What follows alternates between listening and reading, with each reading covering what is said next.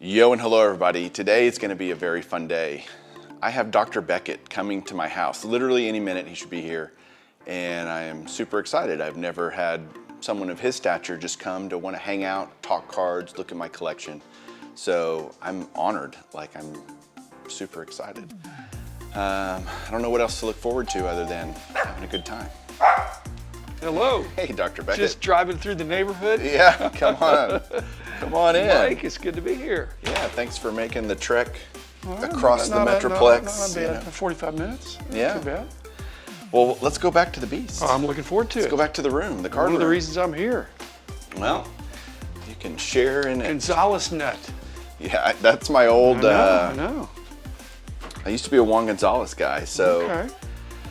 here's the card room. So Okay. this is the beast that my dad and I built. Your dad's an artisan. He is. I mean, it's hard to do it justice on video. No, I mean, it's really beautiful. Like It is beautiful. Like just in terms of woodworking and the skill that I know went into it. It only took us 3 weekends or so to do this. You know, one of the things I mentioned is that my setup is not like this, but like you, if you take a few out or want to add a few in, you have to take everything out because I have the order Right. that I need to maintain. Mine is alphabetical, yours is annual. It is. Chronological. It is. And yeah, it's like a giant accordion, right? Like when we were kids and changing out binders. Can I tell you what I did? My solution? Sure, Okay. please. This is Creative? not too creative, but basically I have my version of this, and what I have is I have backstock that I keep. But if I'm going to put something backstock going into the main thing, I have to pull something out to put something in. Gotcha. Then I don't have to ripple everything Right, through. right, But every 5 or 6 years, I pull it all out and redo it. I have a And little I'm bit right of in the backstock. process of doing that now. Here's my backstop.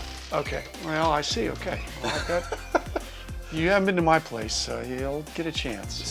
This should be a home and home series. Yeah, home and home. But, Right? yeah. I mean, I literally am out of room. Like I'm having to start put boxes on the ground and just stuff everywhere. But I did something a few months ago I thought I'd never do.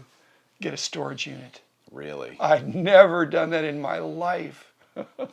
yeah, I'm kind of halfway proud, halfway ashamed. right. We're really hoarders. Like that might be That's for the a collector. bad word. That's It is a bad not word. an acceptable word. I know. I'm an accumulator. You want to look at some stuff? I do. Okay. So you're not a condition freak. No, Yeah, I'm not either. I'm a. And people I like weren't a nice back in the day. card. The better conditioned stuff in the 70s, early 70s, it sold faster, but not necessarily for more. Right. Why do you think that is? Because there were enough people that knew, hey, why not get the better condition? If they're going to sell for the same price, get the better. looking one. I remember. But it was considered unsporting to go through and cherry pick Really? all the the perfect condition cards. Why? Because you're taking it away from someone else? Unless you would literally have to demonstrate, this is my want list, this is what I'm looking for, and then you could pull out the best one. But it was. But upgrading wasn't. Upgrading if you had frowned poor upon? condition. No, upgrading Okay. was part of it, but it was from poor to very good. Gotcha. Not from excellent to Near mint. gem mint or something. Right. Especially for some of these, tougher sets. Yeah, I remember back in the 80s, for sure, seeing all the vintage, and being a kid, I have the entire 40 play ball run, by the way. You've got a kind of All the 40 play balls of Hall of Famers are in there. oh, okay. And I I'm missing the Joe Jackson, which would be obviously a very big card. But Yeah, no, see, my dad had those. My dad had 40 play balls, almost a complete set. I actually like 40 play ball more than 41. That's a bigger, fuller set, and the old timers is a really nice touch. And the 41s just are rehashed. It's just, if it's an active player, it's the same picture, Well, they're just beautiful. colorized. They're beautiful. They I are. like the pastels, but I don't really like, and the DiMaggio brothers. That's a cool aspect. Yeah. That would be something I would do. Any 48 leaves or 49 leaves? Yeah. Did you have? Did I miss them? A Wagner. Oh, maybe I just missed it. There it is, Wagner. Yeah. I Okay. think that's the only one. I have another one. I have Okay, this- but you've got some room here to put Okay, well, cool. Okay, so you have room, a tiny bit of room in this one. I leave a little bit in every drawer I just do so too. I'm not always constantly Exactly. accordioning. I have, my rule is 3 fingers. Yeah, there you go. Okay, 3-finger rule. Rule That's for a good everything, rule. I think. Mike.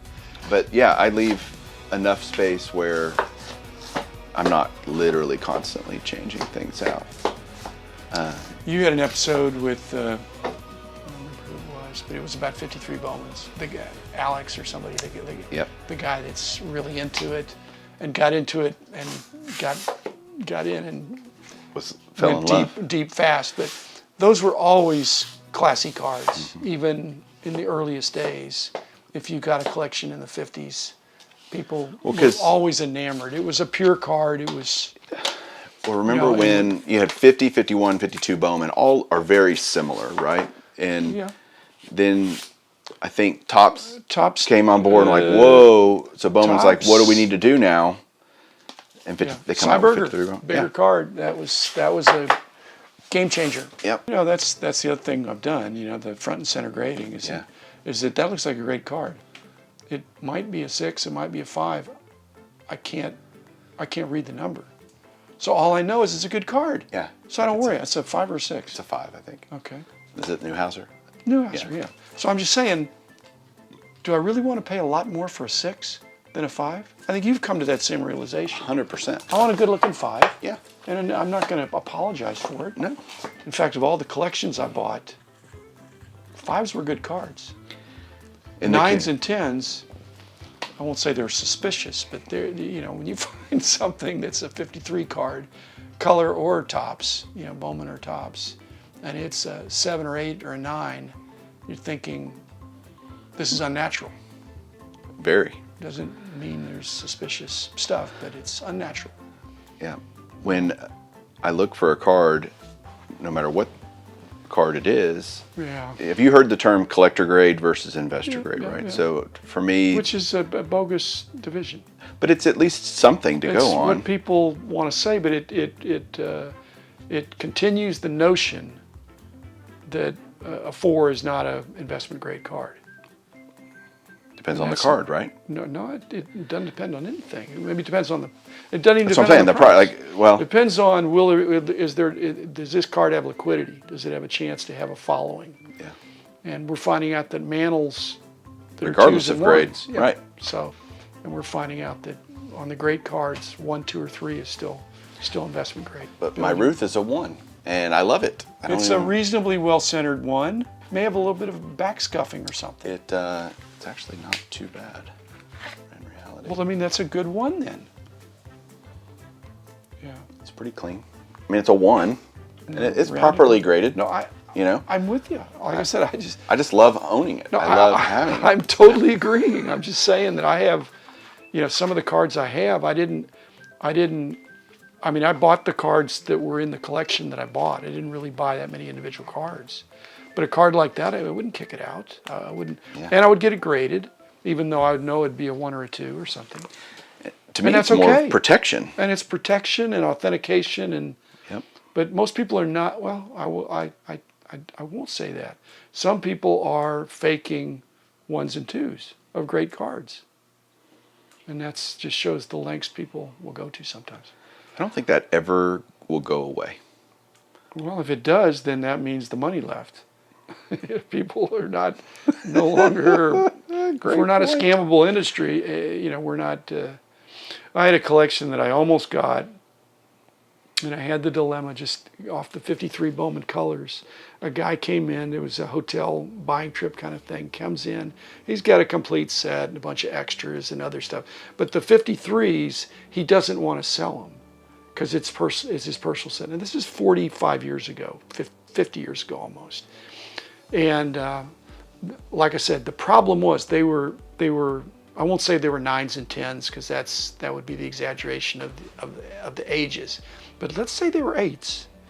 If it's a complete set of 8s, you know, pretty untouched, really crisp, sharp corners. In my mind, in my 1975 mind, I could not pay him double what I would have paid for something else, even though I should have, because it just wasn't considered, it wasn't done. He said, you know, I accept your offer for all these other, the 52s, the 53 tops, the 54s, 55s. That's fine, but you know, I just really like these, and I just would rather keep them. And for me to say, well, maybe it would have jeopardized the whole deal. To say, well, you know what, I really want those. Then I've got to explain, because they're in really good condition for that kind of a set. And so I'm not a liar, so I can't lie. And he walked out with them. He walked out with them. But I think a lot of it's this. I know what city he lived in, Mike. Could you drive to his house? No, he came to the hotel. Okay. But I know the zip code. You know, I think us in 2021, we go, man, that seems high for XYZ card. But in 5 years, we might look back and go, maybe not though. But maybe not. Maybe. I remember 2014 National, Cleveland. Seeing at Baseball Card Exchange, they had a PSA 5 53 Bowman mantle for $150. Oh. And I went, nah, I'll be able to get that down the road. We all say that. And it's funny how I remember the cards that got away more than the deals that I have acquired over the 40 years I've been doing this. And it's just the funny aspect. It's like poker, right? You remember the hands you got bad beats on versus the massive pots that you might win. And so I try not to, I just use it as experience to go next time, don't pass up on that card, right? Don't. Are you a comic book guy too? I am. Oh, okay. So these are all Amazing Spider-Man. I'm trying to get every Amazing Spider-Man. Okay. Is that okay? Okay, it's not. I had to make a choice, Mike. I couldn't. My wife wants me to make a choice, but. Yeah, well. So here's, what's that, 54 through. Yeah. You realize I went to all those nationals to find cards that I'd never seen, and Rich and I just delighted in doing that. But it's you know, there's still cards are beautiful. I mean, I don't get tired of looking at cards. I feel like 55 Bowman is incredibly underrated. Well, you know, that's one of my biggest finds was an unopened case, high numbers mainly, and well, the second and third series both. So there were a bunch of mantles, bunch of banks, bunch of mantle, Mays, and Aaron are all, you know, in a tight grouping there in 179, 184, 202, whatever it is. They are, and so I had some of them, but they were gum stained. You know, they'd been in the case. I got them in '75. Okay. And so they'd been in the attic of a confectioner store for 20 years. Yeah. And the son of the grandpa that had them brought them in, and they were eaten. You know, I actually sold a mantle for, it was a 90% of the card. It had been nibbled. Not by a person. Not by a person, yeah. Right. And it's still sold because it was, if again, these conservation experts, these restorers, could they have put the card fully back together? I don't know. Right. Given enough money, maybe they could. I've taken another card of a common player and somehow put it together, but I thought, no, I'm just going to sell it as is, and it sold because the rest of the card was crisp, was fresh out of the pack, other than that part of the pack that had been eaten by the rodent, the unknown rodent, or the family of rodents. I think could have been over a period of time. What are these? These are your merge-ins? No, these are my kind of my bigger. Why are you keeping them in these? I don't know. They're cheap and it's extra protection. Extra protection. I mean, they're in perfect fit sleeves too, so I don't know. Do you charge? I mean, I've had people want to offer me less over the years for a slab that is a little bit scuffed, right? A little bit chipped, or the label is a little out of phase or something. And I'm thinking, dude, you know, it's the same card. People pay, well, there's two. They won't pay extra, but they'll pay less. They won't pay less. I think there's two factors. So that argues, you know, of keeping it Because I've got some little chip corners on my slabs. But think about the flip, like, the old PSA flips, Right. the ones that look like they were printed on a dot matrix printer Right. back in the early days. Those go for, you could have the same grade. Right. That card will, and one in a lighthouse holder, the lighthouse is going to sell for more. If you have, but some of the older slabs, the perception is that PSA used to grade harder on vintage.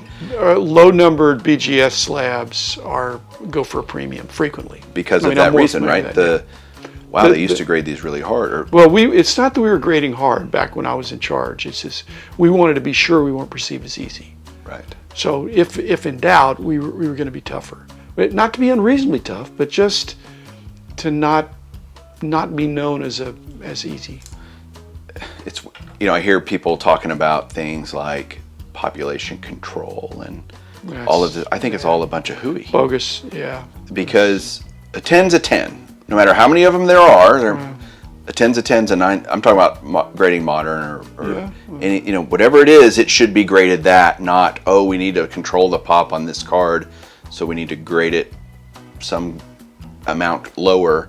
Yeah, I think that's silly that any company would do that. Why would they do that? Why would they want to control population? They don't have any.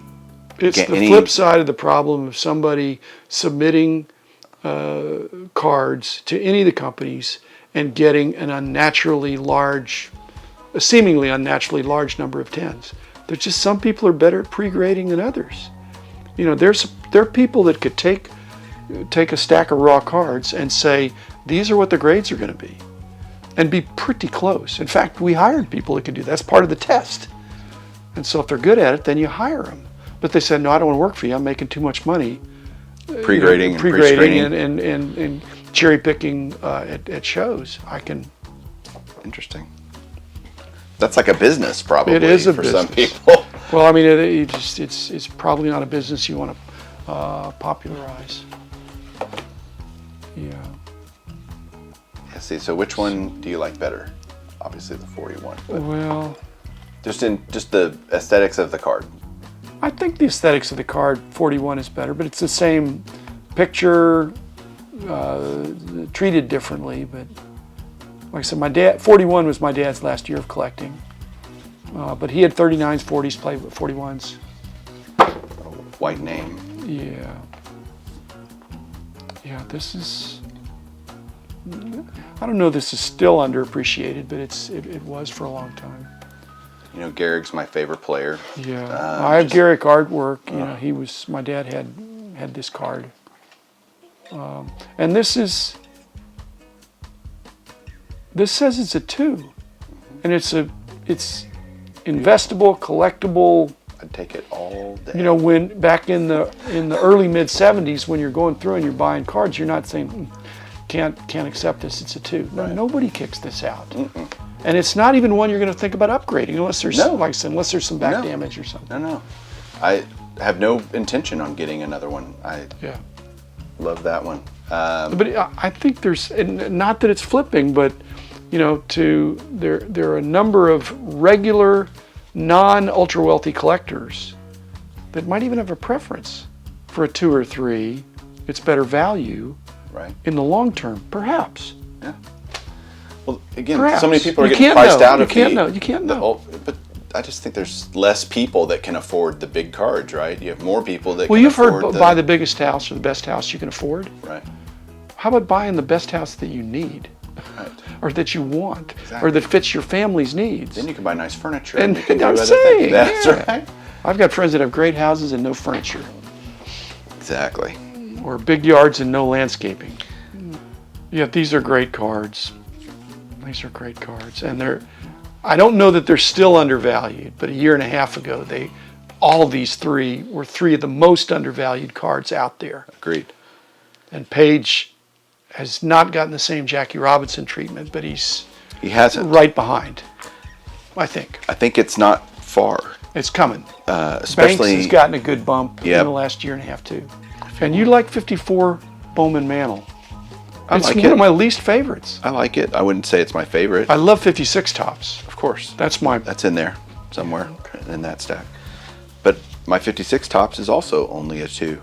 I say only a 2. I'm not down talking my card. I just, at the time, that's what I could afford, and I have no interest in getting another one because I'm like, I love that one. Why would I get another one? No, but why would you get another one that the price to value ratio is not there probably? And that's money I could spend on a card I don't have at all. Yeah. Right. Yeah, it's not buy the best. It's to get the best collection you can afford. Unless you want to have one card, if your collection is one card, well then fine. But if you want to collect Aaron, you can either spend all the money that you have for an 8 or a 9, or you can get a 3. I think. It's a 3. 3. It's a good card. Now, are you going around looking for the best of the 3s, or are you just kind of looking for a good card for the grade? So when I or bought, are you just opportunistic for? Or you maybe bought it raw. All of the above. No, I bought it graded. That I bought at the 18 National. Okay. That was the card. I want an Aaron rookie. This is what I want. I feel like he's getting up there. If I'm never a bad time to buy an Aaron rookie. So I said that's what I'm going to go for. So I went. This was pre-show on Wednesday. Yeah. I was able to get in, and I looked at 100 or so, graded anywhere from 2s to 4s, because I also had a budget on the card. So it was this combination of where can I get the most card, the best card for that money. Okay. Whether it's a 3 or a 4. I saw 4s that were cheaper than the 3 I bought that were off center a little bit, or snow on the face or something. And I went, that's the best card for the amount of money that I was wanting to spend on that card. So it was more of a, and my budget was a range, I guess. It wasn't like a hard number, but at the same time, I couldn't. Well, you can't spend, you only spend it once. I guess you could spend it and flip it and do something else, but that brings about the concept of going to the National to buy cards. In the early Nationals, it wasn't necessarily, you weren't going to buy cards like that because there weren't that many to pick from, and it wasn't perceived that the National was going to be where you'd get a bargain. It was perceived that people were going to bring some good stuff. You were going to get a chance to get something you wouldn't get. Right. But you'd get more of a bargain at a smaller show where you might stumble onto something like that. I have found that. So maybe you're finding deals at the National. But you got to really look. Relative, right? Because some of the things are priced crazy on Wednesday. They're priced anticipating crazy people coming to pay crazy prices. I and to brag about the crazy prices they just paid. For sure, which I don't get at all. But when I go to the National, it's in 14, 18, when I was a kid, whatever.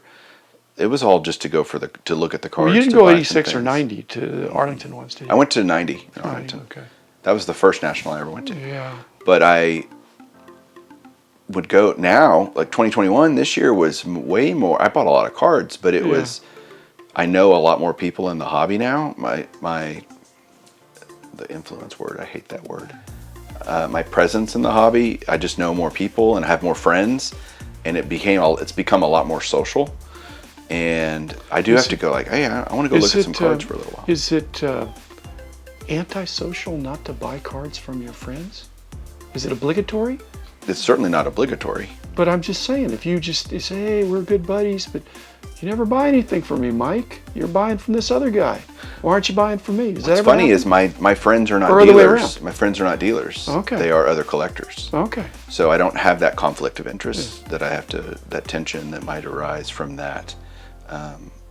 But you were there. There was a guy at the National this year. Apparently, you know him well. Not Ray Smith. Yes, Ray Smith. Okay.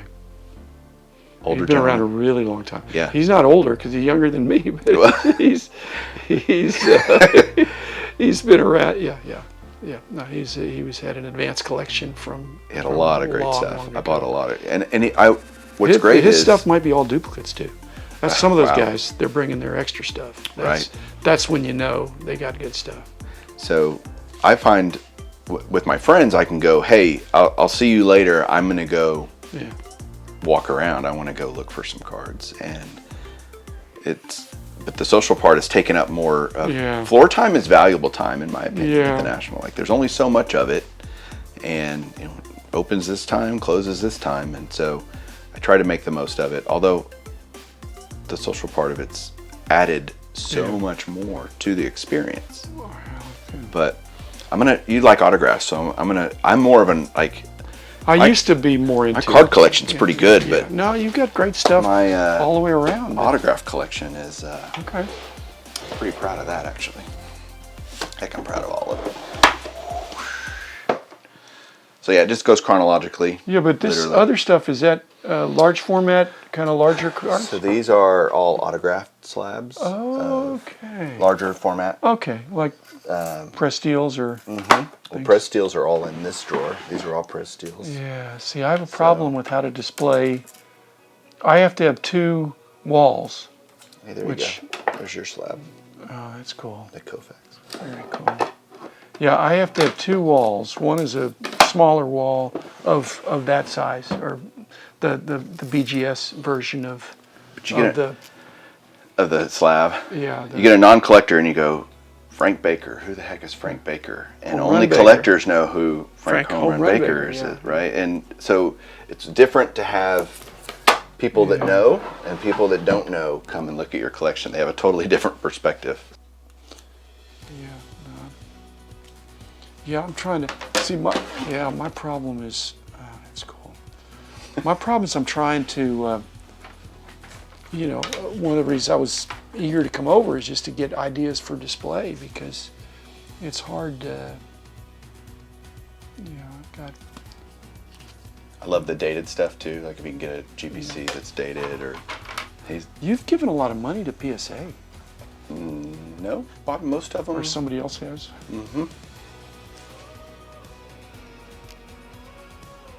Almost all of the stuff I buy is already slabbed. Well, nowadays, when they're charging according to what it's worth, it's built in. Tell me how that makes any bloody sense. By the way, try to explain that to me. No, they can get away with it. They're the market leader. They have pricing power.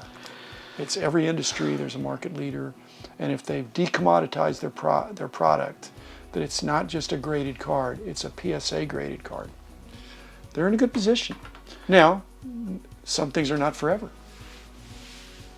There are people, a lot of these huge cards that are modern have gone to BGS. It's no big secret for the show or anything that, there's a huge differential in what it costs. Even a speeded up service at BGS, way, way cheaper. Or SGC for that matter. Yeah. But okay, you say they have pricing power, I get that. And I'm an economist, by the way. That's my background. I'm a financial planner, so I think money and I think economies of scale, all these things, right? And I go, okay, here's the question then. Is it the same process to grade a 52 tops mantle and a 2021 Vladimir Guerrero Jr. card? Is it do they go through the same process? You're making the wrong comparison. Okay, tell me. The comparison Please help me is understand. not comparing this modern card to the old card. It's comparing the old valuable card graded by PSA to the old valuable card graded by anybody else. That's the comparison. And PSA has an aftermarket differential. For sure. That is enough that they can get away with charging more to get it graded. Because a PSA 3 is better than a SGC 4. Maybe even a 5 sometimes. Okay, and so that's the comparison. It's not that it takes more time. It's because the alternative for that card is to take it somewhere else. It's not that, oh, well, what if it was this kind of card? It's, I have this card, where am I going to take it? And people have decided that it's worth it right now. They perceive that it's worth it to go to PSA, pay the bucks to get it graded. Right. Okay, you're arguing something, there's no fallacy in your argument.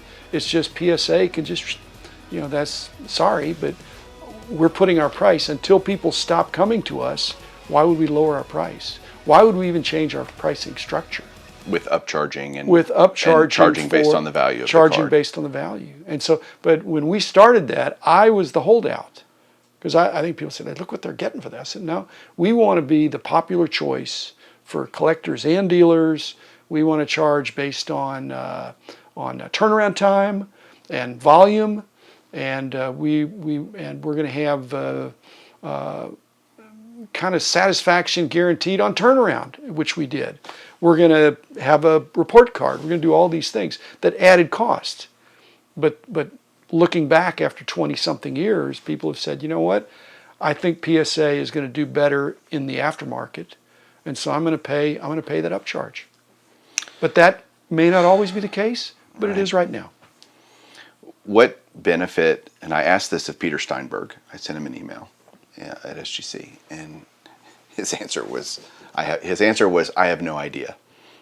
The question is, right now there's obviously a backlog of cards at PSA. What would compel them not to release and be transparent about how far they are behind? Are they 2 million cards still behind? Are they 8? This is even maybe at the beginning. No, why wouldn't they disclose that? Because they want to preserve mystique. Okay. If you're the market leader, you don't have to disclose those things. You don't have to tell your competitors, here's how far we are ahead of you. Gotcha. So I don't think there's no incentive for them to do that, to be nice guys, to tell the work, because in a hobby that's unregulated, where there's already exaggerations, who would even, they might not even necessarily believe, unless they open the doors, come observe. Again, I just don't think they have no reason to do that. There's no real incentive to do that. Right. The mystique works to their advantage. Yeah. The fact that they have such a big backlog they can't even count them. They have so many packages they can't even open them.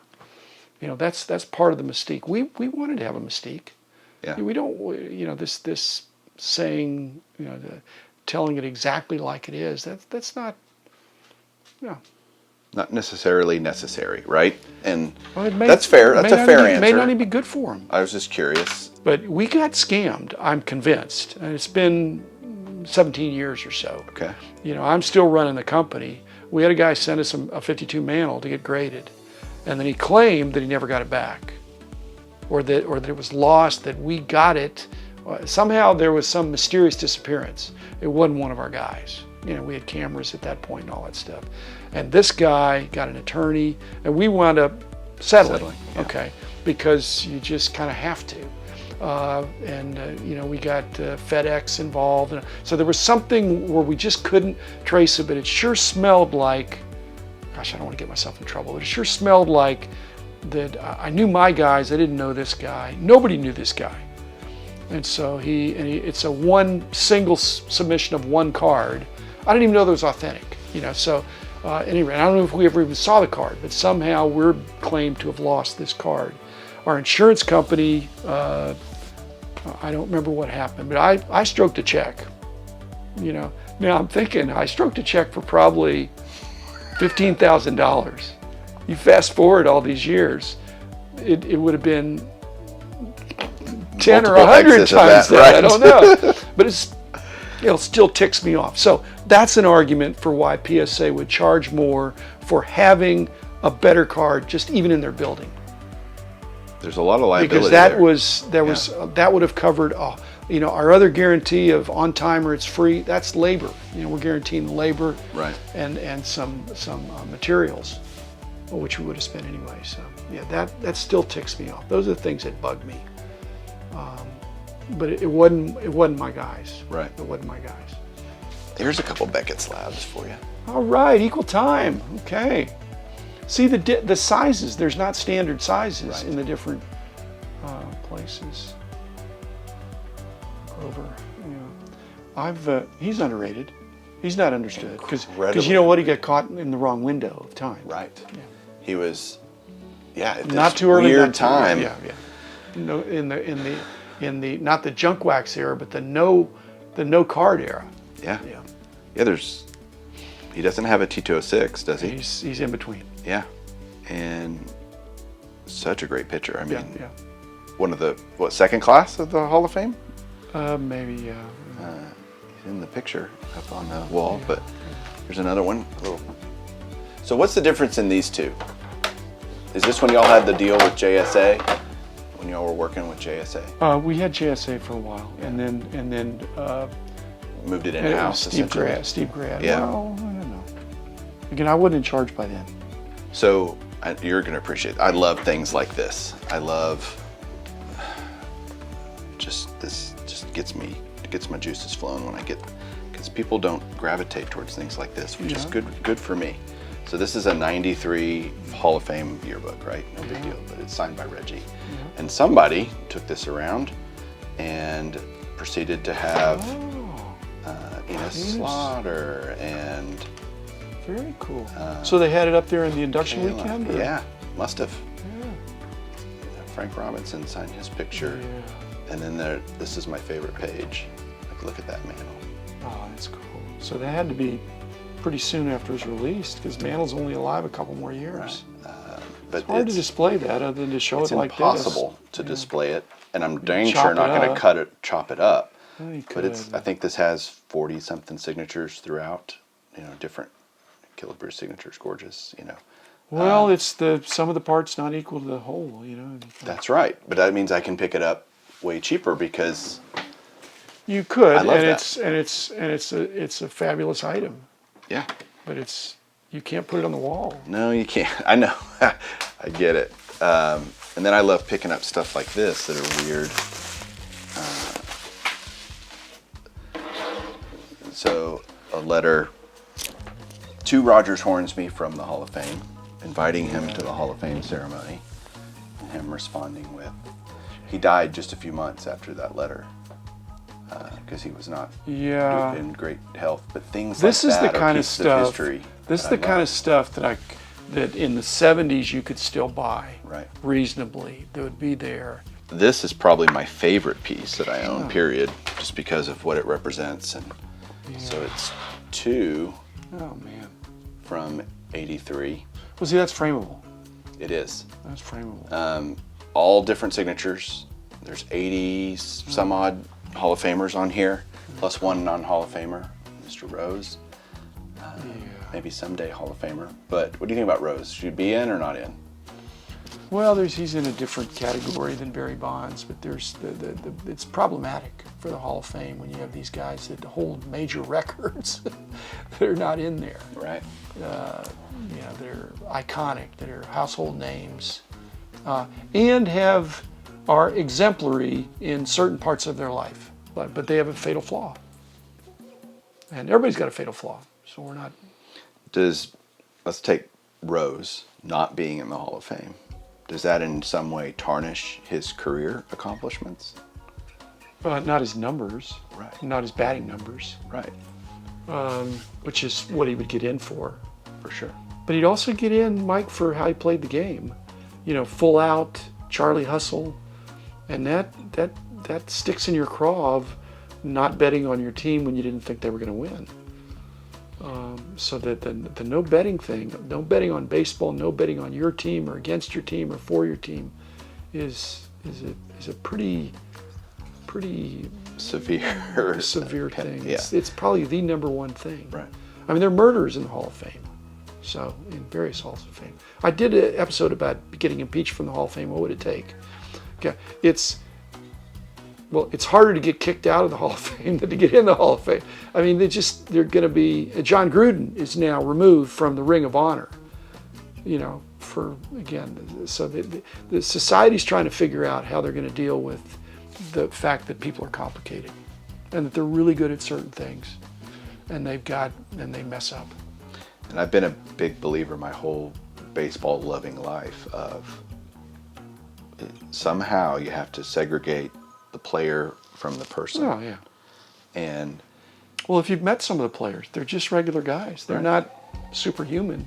They're really good at something that's really hard for almost everybody else on the planet. But Rose and Bonds are very different. Rose did They're something very different. after his playing days. Right. Bonds, But in the game. for sure. Yeah. But- He tainted the game, and I think the purists think that Bonds tainted the game, and so did Rose. But my goal is to have less cards. I want to have 1% less cards every month, and I'm failing miserably. But I am trending down. That's good. So if I want to have 1% more cards every month. Much well, to my you wife's get. chagrin. I'm just saying I've got enough cards. I want to have less, and but I don't want to. Well, I do give some away, but the problem is not the giving away cards. It's those cards that are too valuable to give away, but not valuable enough to get a really good price for. That nobody's excited about them. they'd take them off your hands. They have value. They'd make money on them, but they're going to want it. They want it's like sets from the 80s. They might take them, but it'd be pennies on the dollar. Right. Thanks, Mike. Yeah. Appreciate it. We'll Thanks, do it Dr. again. I'll have you over to. It's dueling collections. I lose in dueling collections, but that's well, okay. You have an early lead. Well, you're way ahead right now. Thank you. I appreciate you coming. It's an honor to have you here. I appreciate you not masking me up. We're in Texas. Now, what would this have been like if we were two masked guys doing it? It sounded like this, is what it. Well, thanks for coming over. And appreciate it, Mike. Thank you. Hey, keep collecting.